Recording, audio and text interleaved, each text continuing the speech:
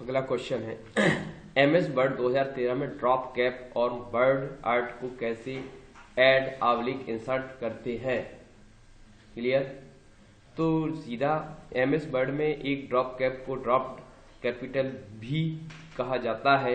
यह एक पैराग्राफ की शुरुआत में उपयोग किया जाने वाला एक बड़ा कैपिटल लेटर है। एक ड्रॉप कैप का आकार हमेशा 2, 3 या अधिक पैराग्राफ की लाइनों से होता है। एमएस वर्ड में ड्रॉप कैप्स का उपयोग किसी भी डॉक्यूमेंट पॉलिश लुक या पाठकों को आकर्षित करने के लिए किया जाता है।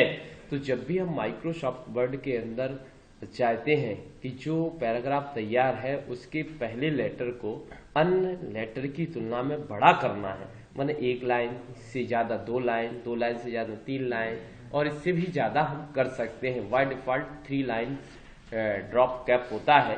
यदि इसके अलावा भी यदि हम और ज्यादा करना चाहते तो कर सकते हैं।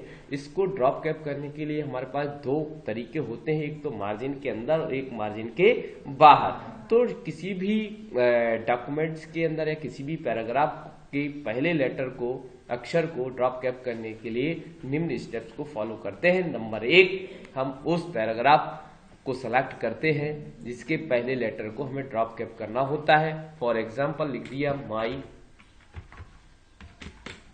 Name is Ram.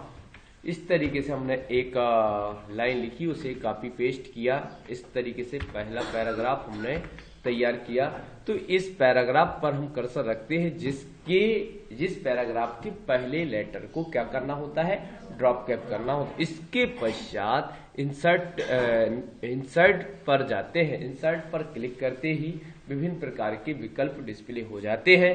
उसमें टेक्स्ट वाले भाग में दिए गए option add a drop cap पर क्लिक करते ही उससे संबंधित 3 विकल्प या 4 कह सकते, 3 विकल्प होते हैं और अंदर जाने के लिए एक चौथा ड्रॉप कैप ऑप्शन। इनमें से किसी एक का या ड्रॉप कैप ऑप्शन पर क्लिक करते ही हमारे सामने ड्रॉप कैप नाम का डायलॉग बॉक्स डिस्प्ले हो जाता है। इस डायलॉग बॉक्स में 3 प्रीसेट्स बने होते हैं। पहला नन, क्या बना रहता है, इसका मतलब होता है जैसा है वैसे ही रहेगा। दूसरा कहलाता है ड्रॉप, इसका मतलब होता है, हम हेडिंग डाल के लिख सकते हैं ड्रॉप, इसका मतलब होता है कि जो हमारा अक्षर है वो 3 लाइन के बराबर ड्रॉप्ड हो जाएगा। क्या हो जाएगा, बाय डिफॉल्ट जो पहला अक्षर है वो 3 लाइन के बराबर और मार्जिन के बाहर, कहां पर, जो मार्जिन बॉर्डर से लेके जो मार्जिन छोड़ा उसके अंदर जो लिखने का काम करेगा, माने मार्जिन के बाहर हम कह सकते हैं।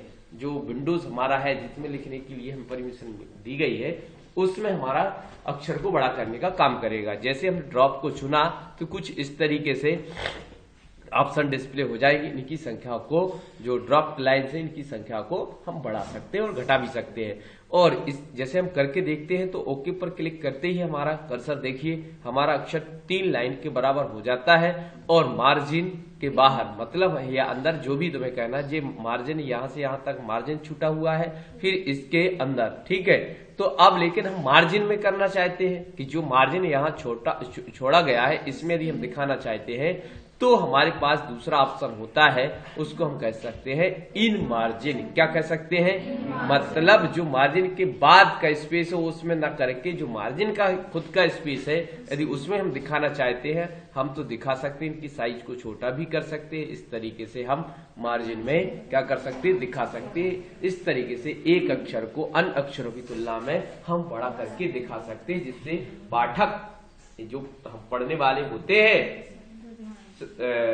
जो श्रोता तो नहीं कह सकते, पढ़ने वाले कह सकते, जो रीडिंग करने वाले होते हैं, उनका मन वहां पर लुभाने के लिए, उनको आकर्षित करने के लिए हम ऐसा करते हैं, जिससे हमारे जो पढ़ने वाले होते हैं उनका दिमाग, मन वहां जाके आकर्षित हो जाए कि यहाँ कुछ दिया गया है। अलग से हाईलाइट करने के लिए हम ड्रॉप कैप करते हैं। क्लियर। तो इस तरीके से हम ड्रॉप कैप को वापस नॉर्मल करने के लिए भी प्रोसीजर बता सकते हो कि भैया वहीं जाते हैं और वापस हम क्या कर देते हैं, नन कर देते हैं। जैसे हम क्लिक करेंगे, ओके पर क्लिक करेंगे तो जैसी स्थिति पहले थी वैसी वापस आ जाएगी। इस तरीके से ड्रॉप कैप कर सकते हैं।